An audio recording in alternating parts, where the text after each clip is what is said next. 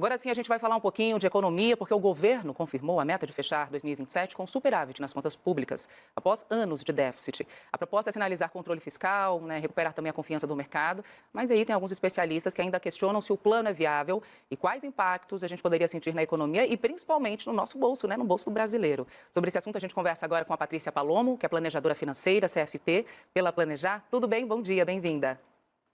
Bom dia, Thalita. Bom, para a gente começar, a pergunta é de US$ 1 milhão.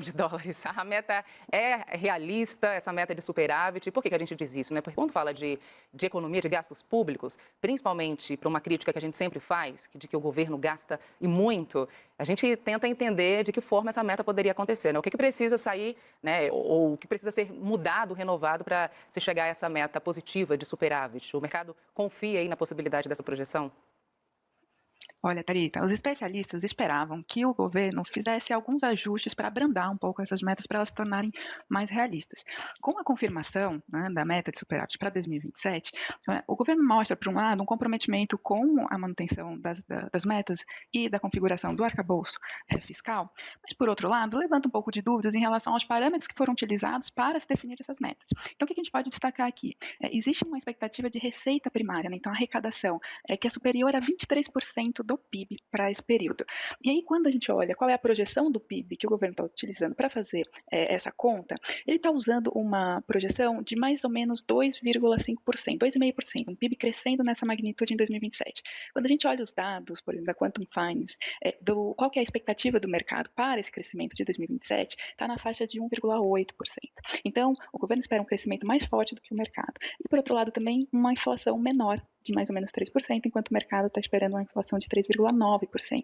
Esses parâmetros divergentes já trazem ali algum desconforto em relação a ser factível o cumprimento dessa meta. Quando a gente olha também a expectativa de cortes, existe ali uma ideia de cortar mais ou menos 80 bilhões em despesas, esse corte ele não foi detalhado em quais programas isso aconteceria. Então, também há uma dúvida em relação a esse ajuste da parte das despesas.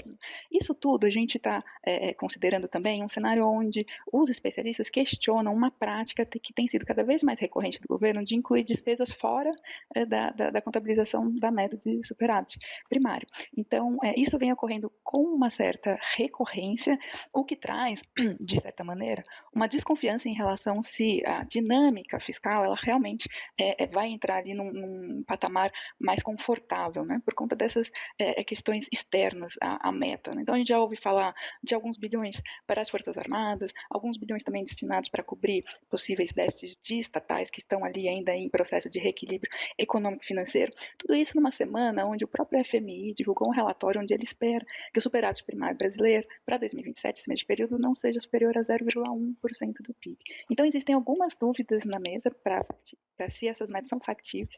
Há a necessidade de um esforço grande, tanto da parte de arrecadação quanto da parte de corte de despesas, para que a gente consiga chegar nesse movimento. E tudo isso, Thalita, considerando um ambiente político onde a gente ainda não tem uma definição, a gente tem ali uma eleição em aproximadamente 6 meses para o governo federal, que a gente não tem clareza ainda de qual será ali a linha de comando para 2027, mas tudo que a gente percebe de programas que estão sendo anunciados, eles envolvem um aumento de gasto de certa maneira. E também a gente considera que as linhas de receita, de arrecadação por parte tributária, elas já estão chegando num limite. Nossa carga tributária está muito alta, então não teria tanto espaço ali para buscar ajustes por esse lado.